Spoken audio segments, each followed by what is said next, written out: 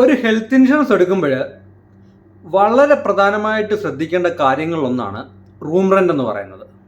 കാരണം ഹോസ്പിറ്റലൈസ്ഡ് ആകുമ്പോൾ ഒരു റൂം എന്ന് പറയുന്നത് രോഗിക്ക് മാത്രമായിരിക്കത്തില്ല ഉപകാരപ്പെടുന്നത്.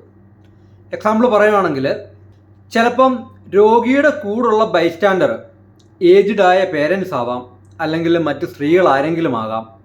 അങ്ങനെയുള്ള അവസരങ്ങളിൽ ജനറൽ വാർഡ് എന്ന് പറയുന്നത് ബൈസ്റ്റാൻഡറെ സംബന്ധിച്ചിടത്തോളം ഒരു നരകമായി മാറാനുള്ള സാധ്യത വളരെ കൂടുതലാണ്. ഒരേ കമ്പനിയുടെ തന്നെ പല ഇൻഷുറൻസ് പ്രൊഡക്റ്റിലും റൂം റെൻറ്റുകൾ പല രീതിയിലായിരിക്കും കവറാകുക. ഒരേ പ്രൊഡക്റ്റിൽ തന്നെ റൂം റെൻറ്റിൻ്റെ കവറേജ് സം ഇൻഷുർഡിനനുസരിച്ച് വ്യത്യാസപ്പെടാറുണ്ട്. നമുക്ക് സ്റ്റാർ ഹെൽത്ത് ഇൻഷുറൻസിൻ്റെ തന്നെ രണ്ട് പ്രൊഡക്റ്റുകൾ കമ്പയർ ചെയ്ത് നോക്കാം. റൂം റെൻറ്റുകൾ ഓരോ സിറ്റുവേഷനിൽ ഏതൊക്കെ രീതിയിലാണ് നമ്മളെ ഹെൽപ്പ് ചെയ്യുന്നത്, അത് നമ്മുടെ ടോട്ടൽ ബിൽ സെറ്റിൽമെൻറ്റിനെ എങ്ങനെ ബാധിക്കുന്നു എന്നതുകൂടി നമുക്ക് നോക്കാം. ഇവിടെ സ്റ്റാർ ഹെൽത്തിൻ്റെ രണ്ട് പ്രൊഡക്റ്റ് എടുക്കുകയാണ്. ഒന്ന് അഷ്വർ ഇൻഷുറൻസ് പോളിസിയും ഒന്ന് ആരോഗ്യ സഞ്ജീവനി എടുക്കുക. രണ്ടും ഫാമിലിക്ക് കവറേജ് തരുന്ന പോളിസികളാണ്. ഈ രണ്ട് പോളിസിയിലും റൂം റെൻ്റ് കവറേജ് എങ്ങനെ വ്യത്യാസപ്പെട്ടിരിക്കുന്നുവെന്നും അതേപോലെ ആ കവറേജിന് മേളിൽ നമ്മൾ റൂമുകൾ എടുത്താൽ ടോട്ടൽ ബില്ലിനെ എങ്ങനെ ബാധിക്കും എന്നുള്ളത് കൂടിയാണ് നമ്മൾ നോക്കുന്നത്. ആരോഗ്യ സഞ്ജീവനി പോളിസിയിൽ പറയുന്നത് സം ഇൻഷേർഡിൻ്റെ 2% അല്ലെങ്കിൽ മാക്സിമം 5000 രൂപ, അതാണ് പെർ ഡേ ലിമിറ്റായിട്ട് പറയുന്നത്. അഷ്വർ ഇൻഷുറൻസ് പോളിസി ആണെങ്കിൽ 5 ലക്ഷത്തിൻ്റെ പോളിസി ആണെങ്കിൽ 1% പെർ ഡേ റൂം റെൻറ്റിൻ്റെ ലിമിറ്റ്. അതായത് പെർ ഡേ നമുക്ക് 5000 രൂപ അല്ലെങ്കിൽ സിംഗിൾ സ്റ്റാൻഡേർഡ് AC റൂം അത്രയും വരെ നമുക്ക് എടുക്കാം. ഇനി 5 ലക്ഷത്തിന് മേളിൽ 10 ലക്ഷം മുതൽ 25 ലക്ഷം വരെയുള്ള പോളിസി ആണെങ്കിൽ നമുക്ക് ഇനി റൂം എടുക്കാം, പക്ഷേ സ്യൂട്ട് റൂം എടുക്കാൻ കഴിയില്ല. ബാക്കിയുള്ള റൂമുകളൊക്കെ നമുക്ക് എടുക്കാൻ കഴിയും. ഇനി 25 കഴിഞ്ഞ് 50 ലക്ഷം മുതൽ മേളിലോട്ടുള്ള സം ഇൻഷുർഡിൻ്റെ പോളിസി ആണെങ്കിൽ ഏത് റൂം വേണമെങ്കിലും നമുക്ക് എടുക്കാം. അങ്ങനെയാണ് റൂം റെൻറ്റിൻ്റെ ലിമിറ്റ്. നമുക്കതിലൊരു കേസ് നമുക്ക് നോക്കാം. നമ്മളൊരു ഹോസ്പിറ്റലിൽ, ഒരു മൾട്ടി സ്പെഷ്യാലിറ്റി ഹോസ്പിറ്റലിൽ അഡ്മിറ്റ് ആകുമ്പം അവർ നമുക്ക് ഒരു 5 ലക്ഷത്തിൻ്റെ അഷ്വർ ഇൻഷുറൻസ് പോളിസിയാണ് നമ്മുടെ കയ്യിൽ. പക്ഷേ അവർ നമ്മളോട് പറയുകയാണ് നമുക്ക് സാധാ റൂം അവൈലബിൾ അല്ല, നമുക്ക് സിംഗിൾ സ്റ്റാൻഡേർഡ് AC റൂമേ അവൈലബിൾ ഉള്ളൂ. പക്ഷേ അതിൻ്റെ റേറ്റ് ഇപ്പോൾ എറണാകുളം പോലെ തിരുവനന്തപുരം പോലെയൊക്കെയുള്ള മെട്രോ സിറ്റികളിലാണെങ്കിൽ റൂം റെൻറ്റ് ഈ ലിമിറ്റിൽ നിൽക്കണമെന്നില്ല. അതിൻ്റെ റേറ്റ് ഈ പറയുന്ന പോലെ 5000 രൂപയല്ല, ഒരു 7000 രൂപയാണെന്ന് വിചാരിക്കുക. അങ്ങനത്തെ ഒരു കണ്ടീഷൻ വരുന്ന സമയത്ത്, അങ്ങനത്തെ ഒരു പ്രശ്നം വരുന്ന സമയത്ത് നമുക്ക് എക്സ്ട്രാ വരുന്ന 2000 രൂപ നമുക്ക് എലിജിബിൾ ആണ്. 5000 രൂപ അല്ലെങ്കിൽ single standard AC room eligible ആണ്. പക്ഷേ അതിൻ്റെ റേറ്റ് ഇതിൽ ഈ ലിമിറ്റിൽ കൂടുതലാണ്. അങ്ങനെയാണെങ്കിൽ എക്സ്ട്രാ വരുന്ന 2000 രൂപ നമ്മളുടെ ബിൽ സെറ്റിൽമെൻറ്റ് സമയത്ത് നമ്മൾ കയ്യിൽ നിന്ന് കൊടുക്കേണ്ടി വരും. 2000 ഇൻറ്റു എത്ര ദിവസം നമ്മൾ അഡ്മിറ്റ് ആയോ. ഇവിടുത്തെ ലിമിറ്റ് എന്ന് പറയുന്നത് സിംഗിൾ സ്റ്റാൻഡേർഡ് AC റൂം ആണെങ്കിൽ പോലും അതിന് ഡെയിലി 5000 രൂപയിൽ കൂടാൻ പാടില്ല. ഇനി നമുക്ക് രണ്ടാമത്തെ ഒരു കേസ് നോക്കാം.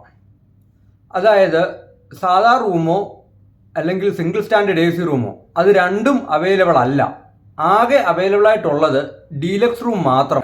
ഡീലക്സ് റൂമിന് ഈ പറയുന്ന പോലെ ഒരു 7000 8000 രൂപ റേഞ്ച് ആണെങ്കിൽ നമ്മൾ ഇതേ കണ്ടീഷൻ വെച്ചിട്ട് നമ്മൾ ഓർക്കും ഓക്കെ എക്സ്ട്രാ വരുന്ന 2000 3000 രൂപ നമ്മൾ കയ്യിൽ നിന്ന് കൊടുത്താൽ മതി എന്ന് വിചാരിച്ച് നമ്മൾ ഡീലക്സ് റൂം എടുക്കുകയാണെങ്കിൽ ആ എക്സ്ട്രാ വരുന്ന പൈസ മാത്രമായിരിക്കത്തില്ല നമ്മുടെ ബില്ലിൽ നിന്ന് ഡിഡക്റ്റ് ചെയ്യപ്പെടുക.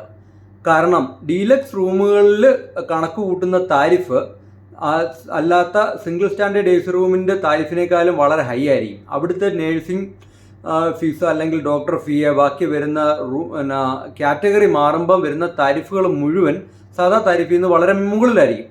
അപ്പം കമ്പനി തീർച്ചയായിട്ടും നമുക്ക് എലിജിബിൾ ആയിട്ടുള്ള ആ ക്യാപ്പിംഗ് വെച്ചായിരിക്കും നമ്മുടെ ബില്ല് കണക്ക് കൂട്ടുക. അപ്പം നമ്മൾ പ്രതീക്ഷിക്കുന്നതിനേക്കാളും കൂടുതൽ ഒരു എമൗണ്ട് നമുക്ക് കൂടുതൽ അടയ്ക്കേണ്ടി വരാം. 5 ലക്ഷം രൂപയുടെ അഷർ പോളിസിക്ക് ഡീലക്സ് റൂമുകൾ അവൈലബിളേ അല്ല. അതിന് 5000 രൂപ ലിമിറ്റിനകത്താണെങ്കിൽ പോലും നമ്മൾ ആ ഡീലക്സ് റൂമുകൾ എടുത്താൽ അവിടുത്തെ സ്റ്റാൻഡേർഡ് റൂമുകൾക്ക് എത്രയാണോ താരിഫ് അതേ താരിഫിൽ തന്നെ നമ്മുടെ ബില്ലുകൾ കണക്കാക്കപ്പെടും. സാധാരണഗതിയിൽ കസ്റ്റമേഴ്സ് മനസ്സിലാക്കുന്നത് തങ്ങൾക്ക് സം ഇൻഷേർഡും നോൺ ക്ലെയിം ബോണസും ഒക്കെ ആയിട്ട് ചിലപ്പം 10 ലക്ഷം രൂപയുടെ വരെ പോളിസി സപ്പോർട്ട് ഉണ്ടായിരിക്കാം. അങ്ങനെയുള്ള അവസരങ്ങളിൽ 7,000-ഓ 8,000-ഓ ഒക്കെ ഡെയിലി ലിമിറ്റ് വരുന്ന റൂം റെൻറ്റുകൾ കവറായി കൂടാ എന്ന് നമ്മൾ ചിന്തിക്കും. പക്ഷെ മനസ്സിലാക്കുക, അത് ശരിയായ രീതിയിലുള്ള റൂം റെൻറ്റ് ക്യാപ്പിങ്ങിനെ കുറിച്ച് നമ്മൾ മനസ്സിലാക്കാത്തത് കൊണ്ടാണ് ഇങ്ങനൊരു പ്രശ്നം പലപ്പോഴും ഉണ്ടാവാറ്. ഇവിടെ അഷ്വർ ഇൻഷുറൻസ് പോളിസിക്ക് ഒരു പ്രത്യേകത ഉള്ളത്, നമ്മൾ ജനറൽ വാർഡാണ് തിരഞ്ഞെടുക്കുന്നതെങ്കിൽ, നമ്മൾ റൂം എടുത്തില്ല, ചില മൾട്ടി സ്പെഷ്യാലിറ്റി ഹോസ്പിറ്റലുകളിലെ ജനറൽ വാർഡ് എന്നൊക്കെ പറയുന്നത് വളരെ നീറ്റ് ആൻഡ് ക്ലീൻ ആയിരിക്കും. അപ്പം അതാണ് നമ്മുടെ ക്യാപ്പിങ്ങിനകത്ത് നിൽക്കുന്ന റൂമുകൾ അവിടെ അവൈലബിൾ അല്ല എന്ന് പറയുകയാണെങ്കിൽ, നമ്മൾ ജനറൽ വാർഡാണ് സെലക്ട് ചെയ്യുന്നതെങ്കിൽ നമുക്ക് തീർച്ചയായിട്ടും പെർ ഡേ 1000 രൂപ കമ്പനി ഇങ്ങോട്ട് പേ ചെയ്യും. അതാണ് അഷ്വർ ഇൻഷുറൻസിൽ അങ്ങനെ ഒരു ഫെസിലിറ്റി കൂടി ഉണ്ട്. ഒരു ഹെൽത്ത് ഇൻഷുറൻസ് എടുക്കുമ്പോൾ അതിൽ റൂം റെൻറ്റ് കവർ ആകുമോ എന്ന് മാത്രം ചോദിക്കാതെ സം ഇൻഷേർഡ് ബേസ് ചെയ്ത് എത്ര പെർസെൻറ്റേജ് ആണ്, അല്ലെ റൂം റെൻറ്റിൻ്റെ ക്യാപ്പിംഗ് എങ്ങനെയാണ് എന്ന് വ്യക്തമായി ചോദിച്ച് മനസ്സിലാക്കാനുള്ള ഉത്തരവാദിത്തം ഇൻഷുറൻസ് എടുക്കുന്ന ആൾക്കും അത് വ്യക്തമായി പറഞ്ഞു കൊടുക്കാനുള്ള ഉത്തരവാദിത്തം ഒരു ഏജൻറ്റിനും ഉണ്ടായിരിക്കും.